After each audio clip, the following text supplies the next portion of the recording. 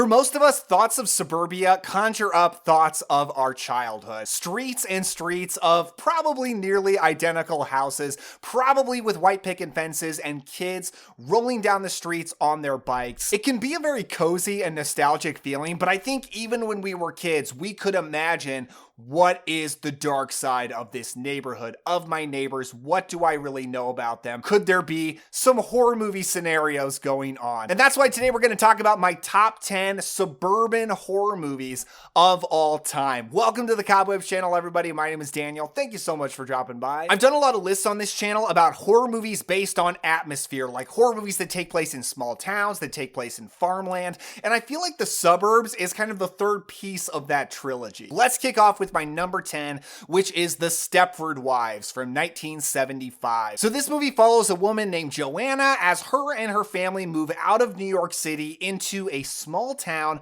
called Stepford. They move into a closely knit neighborhood community where Joanna starts to figure out that maybe the all too perfect nature of the women of Stepford might be pointing to some kind of sinister plot. So I don't think anyone would argue that The Stepford Wives is absolutely quintessential suburban horror, and it's actually the one of this list that I had never seen before. So I just checked this movie out for the first time. It's kind of hard to get a hold of, but it is streaming on Tubi, and that's where I watched it. And I quite liked it. For almost the whole runtime, it feels like a 70s drama more than a horror movie. And I'm a fan of 70s dramas. I thought it was good as that. Catherine Ross, who you might recognize from The Graduate, is fantastic in the lead role. You've also got Paula Prentice as like the only like-minded person in this town that she can bond with. I'm a fan of Paula Prentice because of her appearances in some 1960s sex comedies like with Rock Hudson. She's really fun and funny in this movie. And yeah, it's basically just a solid drama until it becomes a horror movie at the end. And I will say, the one reason that I think I didn't totally love this movie is I did know how it ends. I don't know how anybody could possibly be existing in the world and not know how The Stepford Wives ends. I'm not going to spoil it here, but it does kind of take some of the fun out of it as the whole movie is building towards a big reveal. I already knew it going in, but I still thought it was well executed. It is the ultimate movie about the idea that the 1950s conservative idea of suburbia is cookie cutter in a creepy and sinister way. I mean, The Stepford Wives has become like not just a movie, but a saying to represent that. So it's got a place on the list. At number 9, Deadly Friend from 1986. So this movie is about a boy genius who lives with his mom in a quiet neighborhood who has built a robot with an actual artificial intelligence that's kind of like his best friend. But he meets the girl next door, played by Christy Swanson, starts to fall for her. But when tragedy strikes their friendship, he has to use his scientific robotic skills to pull off a Dr. Frankenstein-like experiment. So this is a Wes Craven movie from the 80s, and it's generally not a super respected movie, and I acknowledge it's not a great film, but it is one of the ultimate movies for me to represent suburban horror. Now, I remember a while ago when I first saw this movie, I actually put on a different horror movie. I just wanted like a really cozy, nostalgic feeling 80s movie. And I put on this one movie and it turned out to be much more action than I expected, and it wasn't what I was in the mood for. I switched over to Deadly Friend and it was exactly what I wanted. I love the suburban atmosphere of this movie. Before any horror even happens in the film, I just love watching these kids hang out and bond in the streets of their suburbs. We gotta get it. And this is a great movie about the idea of falling in love with the girl next door or the boy next door. How can I ignore the boy next door?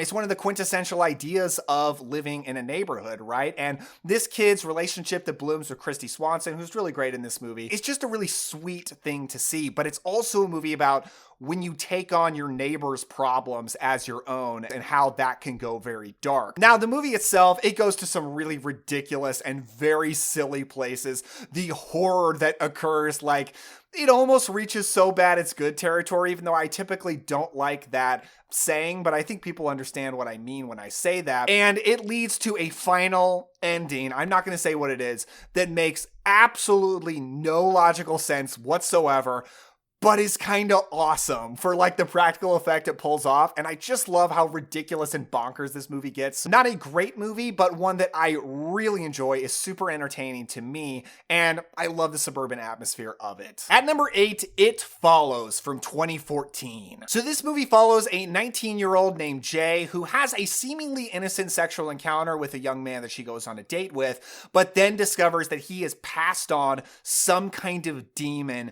to her. And now, as she goes throughout her daily life, she is being constantly followed by mysterious figures, and the closer they get, the closer she might be getting to death. When I think of suburban horror, one of the first things I think of is the very opening to this movie, when a girl who we don't know, we have no idea who she is, runs out of her house. There's a wide shot of the suburban streets where everything looks very perfect and idyllic, but she is terrified. And none of the neighbors around know what's going on, what she seems to be scared of, but she's looking at something and running away from it, running through these suburban streets. And that opening scene leads to a very tragic end before we move on with the rest of the film. But that is an incredible opening scene and just perfect for creepy suburban vibes. Now, I saw this movie in the theater back in 2014. It was like one of the big, I don't know if it's an indie movie technically, but one of the lower budget, non-big studio horror movies that really popped. And like, I feel like this kind of kickstarted the indie horror boom, probably this and The Guest. And when I saw it though, I thought it was decent, pretty good. Definitely had some creepy moments, some jump scares that really got to me. But it's a movie that I've just loved revisiting over the years, and it has become a comfort movie for me. I love to have this movie on. It's a relaxing horror movie. It's scary, and it does have some really good jump scares, some creepy moments, but it has like this very calm and relaxed tone through almost all of it that makes it super rewatchable for me. I love Micah Monroe in the lead role, but she's surrounded by a great supporting cast, and it feels like the whole neighborhood of kids, like no adults, there's almost no adults to be found in this movie. The neighborhood of teenagers really comes together to try to help her, and it's really investing seeing how they can possibly beat this unstoppable spirit. At number 7, The People Under the Stairs from 1991. So this movie is about a young boy named Fool who gets pulled in by his sister's boyfriend to help him pull off a burglary, to break into these people's houses, steal some stuff, and get some money. When they go in to do that, they discover that while they thought they were the invaders, they are now going to be the prisoners, because the people who live in this house are way scarier than any burglar possibly could be. So this is another Wes Craven movie. Wes Craven he's fantastic with suburban horror. And I love this movie. I think it's actually one of his best movies. It's incredibly fun. And as far as suburban themes, I'm kind of trying to get to that with all of these movies.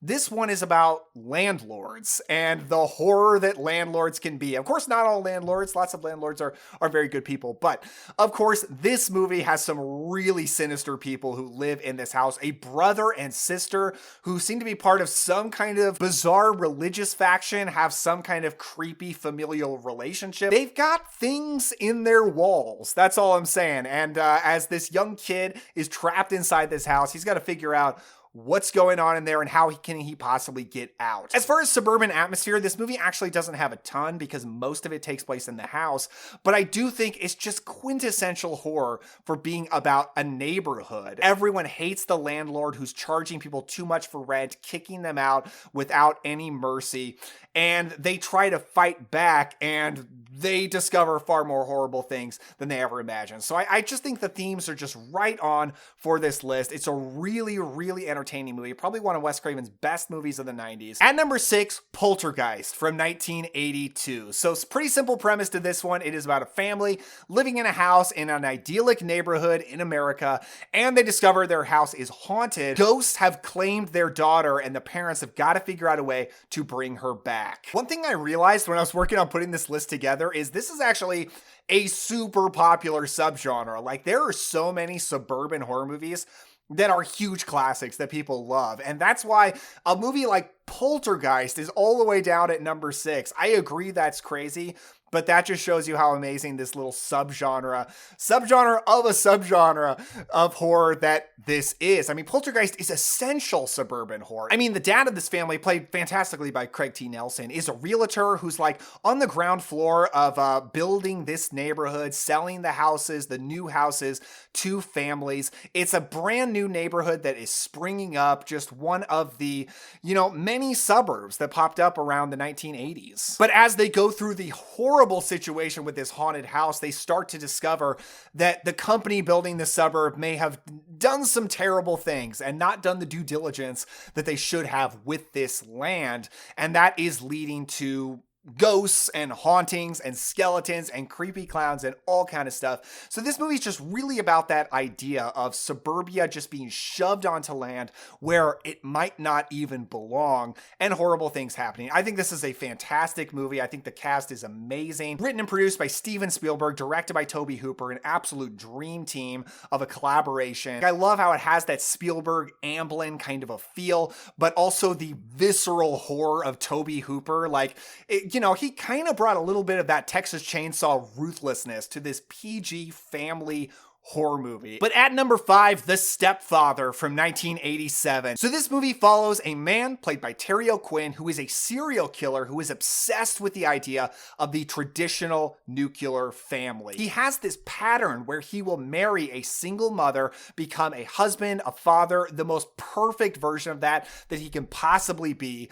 But as soon as things start to go even a little bit wrong, he decides it's time to start over. Some people might think this is a bit of a high placement for this movie on this list, but I love The Stepfather. I think it's an incredible horror film, one of the best of the 80s. And the best thing about it is Terry O'Quinn in the lead role as this fascinating killer who is loosely based on an actual real guy, which is very, very interesting to learn about. But he is so good at being just the perfect American family man, but always something is under the surface. Like he's just perfect enough that you never trust anything he says, partially because the incredible opening scene where it reveals what's going on with him, so it's not a secret from the beginning.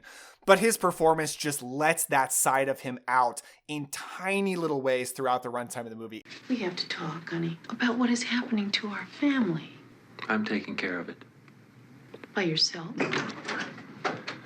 Mm-hmm. A very intense serial killer horror film with some serious gore and violence. And it's just like the ultimate movie about the dark side of the traditional American family man. Now look, I myself am a pretty traditional American family man living in the suburb with a wife and kids, so I'm not knocking it, but this is the ultimate movie about what could be on the dark side of that. It's also a movie that's fantastic for this time of year because it's a very autumnal movie.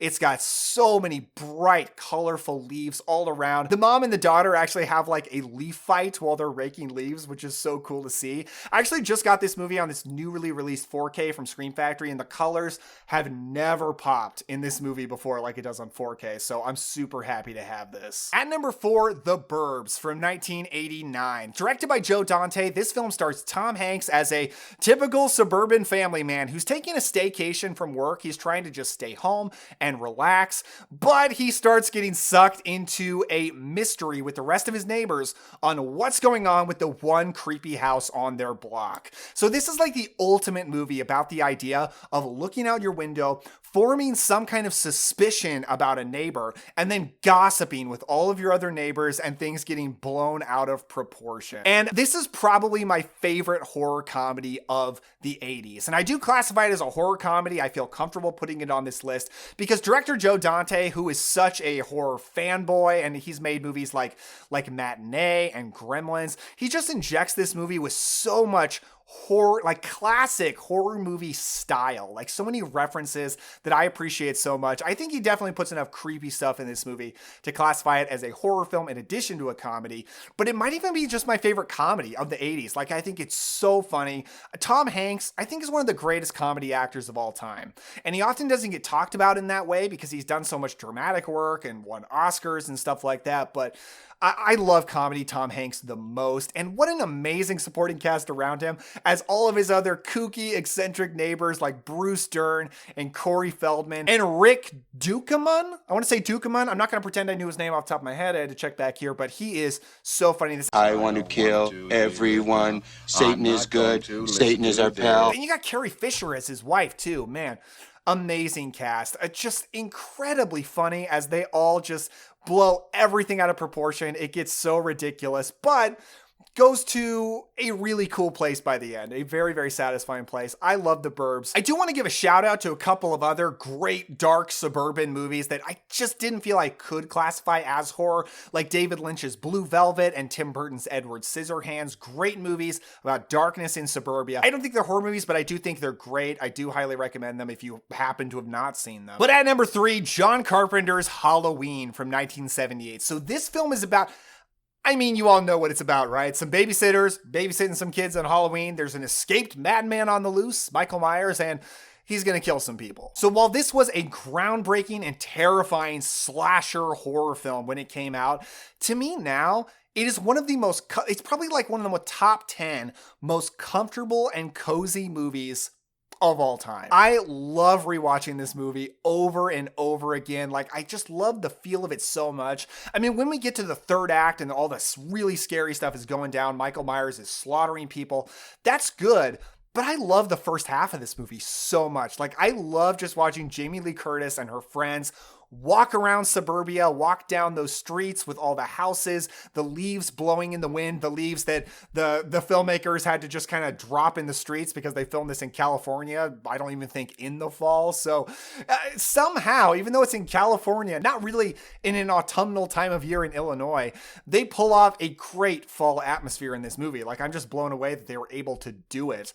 And that stuff is so comfortable for me. I love it. Like, when I think suburban horror, I think of Jamie Lee Curtis walking down the street. And this movie is like one of the big films to really bring horror into the suburbs. Like, it's not like the first, but I mean, it's pretty much on the forefront because there were a lot of horror movies that took place like in Europe, in castles, or maybe just in like rural Texas where almost no one ever goes, like Texas Chainsaw Massacre. But here is Halloween saying just in your normal everyday neighborhood, on your street, around all your neighbors, Michael Myers could come out of the shadows and stab you. And Michael Myers is my favorite of all the slasher killers. He's got the best look. He's definitely got the best theme song. The score to this is incredible.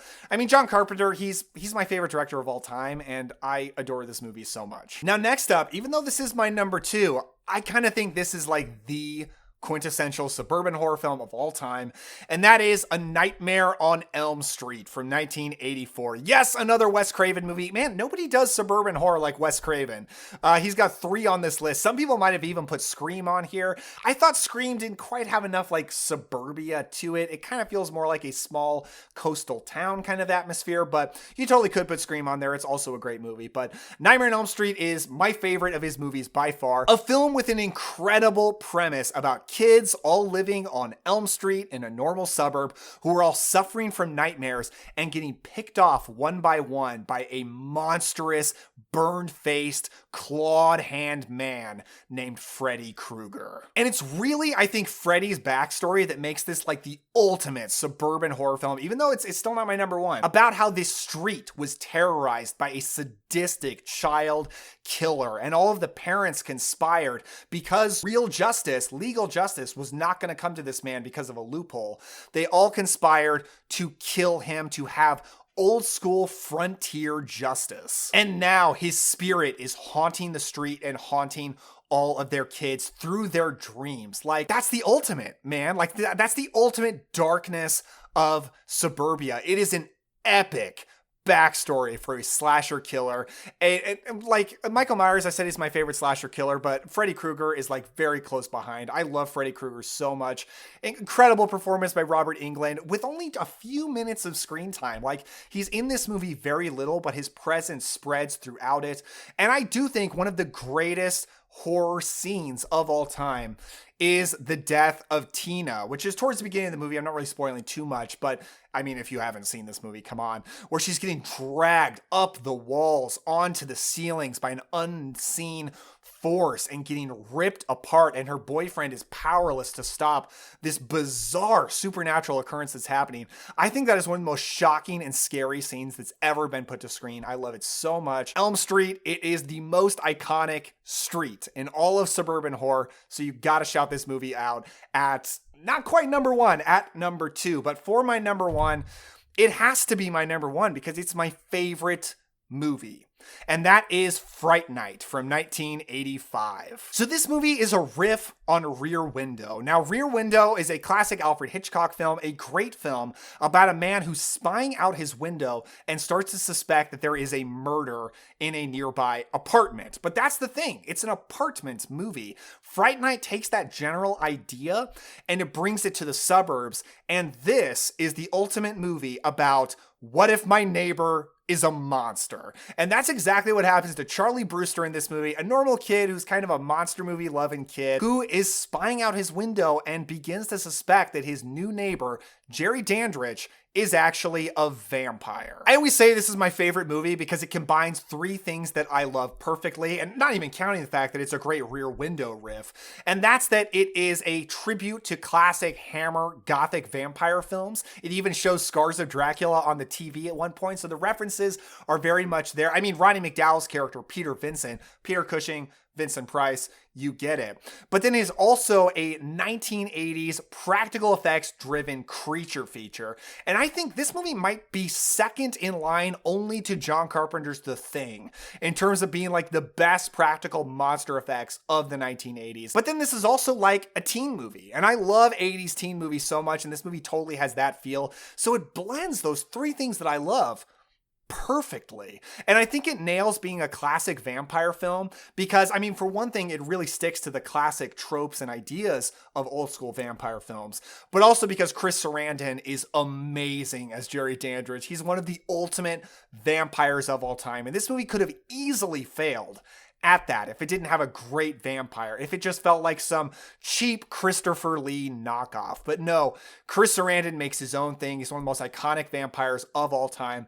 And I love the group of kids that come together in this neighborhood to fight the vampire next door. This is my favorite movie of all time. It's got suburban atmosphere in spades. It's got all the themes and ideas that you want out of suburban horror. Love it so much. It's the best. So that's my list, but I want to know yours. What are some of your favorite suburban horror films of all time? Let me know down in the comments below. And if you want to see more ranking lists from me, you can check out this list right down here, or I'll put on my video on small town horror right over here. There might be some movies you might have been expecting to see that I put on that list. But give a like if you enjoyed this and subscribe for more videos like this. Thank you so much. I will see you next time.